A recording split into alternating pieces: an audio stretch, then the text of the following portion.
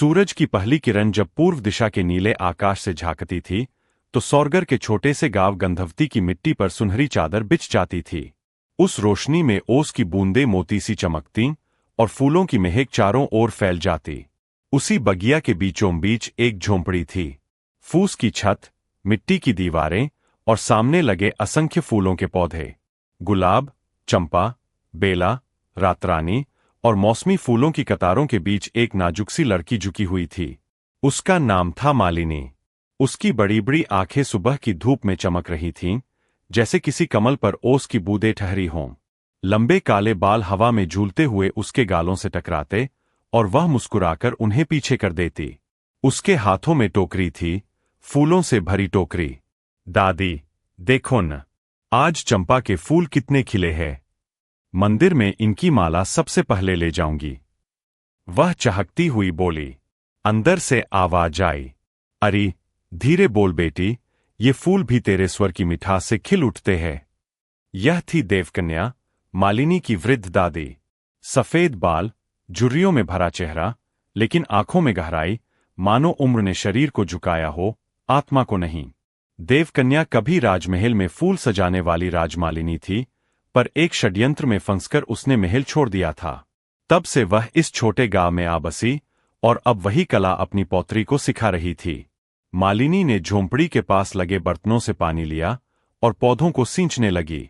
हर पौधे से उसका रिश्ता था। वह उनसे बातें करती, उन्हें नाम देती, जैसे वे उसके अपने हों। यह चंपा तो आज नाराज लग रहा है, वह बोली। शायद कल मैंने इसे कम पानी दिया था। चलो, अब रूठना छोड़ो। हवा में खिलखिलाहट फैल गई। गांव की औरतें जब उसके घर से गुजरतीं तो कहतीं, देखो, यह वही मालिनी है जिसकी मुस्कान में भी फूलों की खुशबू है। लेकिन गांव का जीवन आसान नहीं था। मालिनी रोज सुबह सुबह बगिया से फूल तोड़ती, माला गूंथती और फिर शहर के बाजार तक 3 कोस पैदल जाती। कभी कभी बारिश में भीगती तो कभी धूप में तपती, मगर चेहरे की मुस्कान नहीं छोड़ी। उसी राज्य में राजकुमार आर्यवीर का नाम हर किसी की जुबान पर था। वीरता, शालीनता और न्यायप्रियता, तीनों गुण उसमें एक साथ थे। सौरगर के राजा धर्मेश्वर अपने पुत्र पर गर्व करते थे, पर एक चिंता हमेशा मन में। राजकुमार को अब विवाह करना चाहिए। राजवंश की परंपरा आगे बढ़नी चाहिए। दरबार में राजगुरु वशिष्ठाचार्य ने घोषणा की, आगामी पूर्णिमा को राज्यवधू स्वयंवर का आयोजन होगा। पड़ोसी राज्यों की राजकुमारियां उपस्थित रहेंगी। पूरा महल उत्सव की तैयारी में लग गया। लेकिन आर्यवीर के हृदय में एक अजीब सी बेचैनी थी। वह चाहता था कि उसका जीवन केवल परंपरा नहीं, भावना से भी बंधा हो। क्या प्रेम केवल कुल और वंश से तय होता है, या आत्मा की पुकार से? वह अक्सर अपने आप से यह प्रश्न करता। उधर एक दिन जब मालिनी मंदिर के लिए माला लेकर जा रही थी तो राजमहल के सामने से गुजरी। वहां लोगों की भीड़ थी, सैनिक, मंत्री, रथ और घोड़े। वह थोड़ा रुककर देखने लगी। अचानक एक घोड़ा तेजी से दौड़ा और उसके हाथों की टोकरी गिर गई। सैकड़ों फूल मिट्टी में बिखर गए। वह झट से झुकी और फूल समेटने लगी। तभी किसी ने कहा, रुको, यह गलती मेरी थी। उसने सिर उठाया। सामने एक ऊंचा, तेजस्वी चेहरा था। राजकुमार आर्यवीर स्वयं खड़े थे। उनकी आंखों में क्षमा और करुणा थी। मुझे क्षमा करो, मैंने तुम्हारे फूलों को रौंद दिया, उन्होंने झुककर कहा। मालिनी घबरा गई। नहीं नहीं राजकुमार, यह तो मिट्टी में भी अपनी खुशबू छोड़ जाते हैं। कोई बात नहीं। आर्यवीर मुस्कुरा उठे। वह साधारण शब्दों में ऐसी गहराई बोल गई थी कि उनका हृदय जैसे छू गया। तुम्हारा नाम? उन्होंने पूछा। मालिनी, उसने सिर झुकाते हुए कहा। फूलों की माला बनाती हूं, मंदिर के लिए। आर्यवीर ने उसकी झोली से एक फूल उठाया और उसे देखा।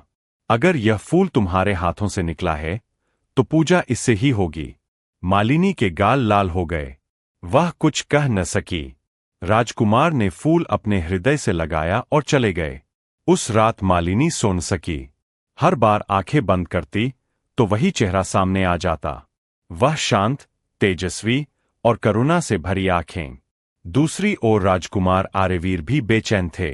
पहली बार किसी अनजान स्त्री के शब्द उनके मन में गूंज रहे थे। मिट्टी में भी अपनी खुशबू छोड़ जाते हैं। उन्होंने महसूस किया, यह कोई साधारण मुलाकात नहीं थी, बल्कि नियति का पहला संकेत था। अगले दिन आर्यवीर भेष बदलकर साधारण वस्त्रों में मंदिर पहुंचे। वहां वही थी, मालिनी, जो फूलों की माला चढ़ा रही थी। उसकी आंखें बंद थीं और वह प्रार्थना कर रही थी, हे भगवान, मेरा जीवन भले कठिन हो, पर मेरे फूलों से किसी का मन खिल जाए। आर्यवीर दूर खड़े उसे देख रहे थे। उनके होठों पर हल्की मुस्कान थी। किसी ने उनके जीवन में सादगी और सौंदर्य का अर्थ फिर से जगा दिया था। उस दिन के बाद दोनों के जीवन की दिशा बदलने लगी। फूलों के बीच जन्मा यह प्रेम धीरे धीरे समाज की ऊंची दीवारों से टकराने वाला था। पर अभी दोनों अनजान थे कि आगे क्या तूफान आने वाला है। एक दिन संगमरमर की सीढ़ियों पर ओस की बूंदें ऐसे चमकतीं जैसे किसी ने उन पर मोती बिखेर दिए हों। घंटियों की मधुर ध्वनि और शंखनाद के बीच धूप की महक पूरे वातावरण में घुली थी। मालिनी मंदिर के पिछवाड़े में बैठी थी। फूलों की टोकरी उसकी गोद में रखी थी और वह बारीकी से माला गूंथ रही थी। उसकी उंगलियां इतनी कोमलता से फूलों को जो रही थीं कि लगता था जैसे कोई संगीत चल रहा हो। उसकी दादी देवकन्या दूर से देखती रहीं, मन ही मन मुस्कुराते हुए बोलीं, यह लड़की नहीं, खुद सृष्टि की ममता है। राजकुमार आर्यवीर ने उस दिन साधारण वस्त्र पहने थे। नीले अंगवस्त्र, सिर पर कोई मुकुट नहीं, केवल माथे पर हल्का चंदन। वह किसी आम भक्त की तरह मंदिर में प्रवेश कर गए। उनकी आंखें उसी दिशा में खोज रही थीं, जहां कल उन्होंने उस फूलों की कन्या को देखा था। और जैसे नियति ने चाहा, वह सामने थी। वह घुटनों के बल बैठी थी, फूलों को धागे में पिरोते हुए गुनगुना रही थी। फूलों सी कोमल हो दुनिया सारी, बस दिल में हो सच्चाई की क्यारी। आर्यवीर ठिठक गए। उन्होंने पहले कभी इतनी सच्ची आवाज नहीं सुनी थी, ना राजमहल के गायकों में, ना दरबार की नर्तकियों में। धीरे धीरे वे उसके पास पहुंचे। मालिनी ने सिर उठाया और दोनों की आंखें मिलीं। क्षण भर को समय जैसे ठहर गया। तुम फिर आ गए? मालिनी ने मुस्कुराकर पूछा।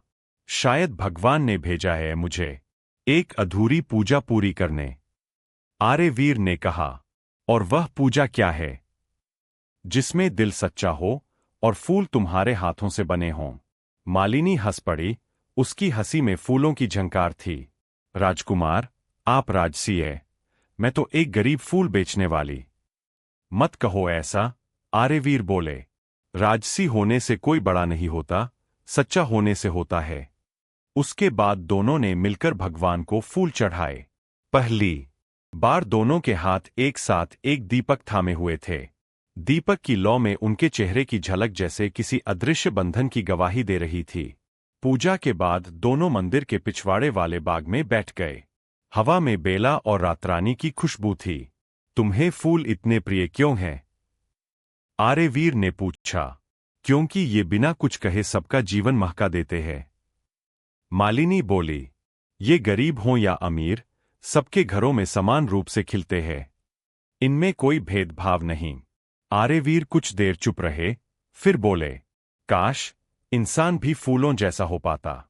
हो सकता है, अगर वह अपने भीतर खुशबू रखे और कांटे दूसरों के लिए न छोड़े। उनके बीच की हर बात जैसे आत्मा को छू रही थी। कोई बनावट नहीं, कोई दिखावा नहीं, सिर्फ सच्चाई। फिर मालिनी ने धीरे से पूछा, आप राजकुमार हैं, फिर भी इतने विनम्र कैसे? आर्यवीर मुस्कुराए। क्योंकि मेरे पिता कहते हैं, जिस दिन राजा अपने प्रजा की खुशबू नहीं पहचान पाए, उस दिन उसका ताज भी व्यर्थ हो जाता है। तो क्या आप भी ऐसा ही राजा बनना चाहते हैं? नहीं, आर्यवीर बोले, मैं पहले एक अच्छा इंसान बनना चाहता हूं। यह सुनकर मालिनी की आंखें चमक उठीं।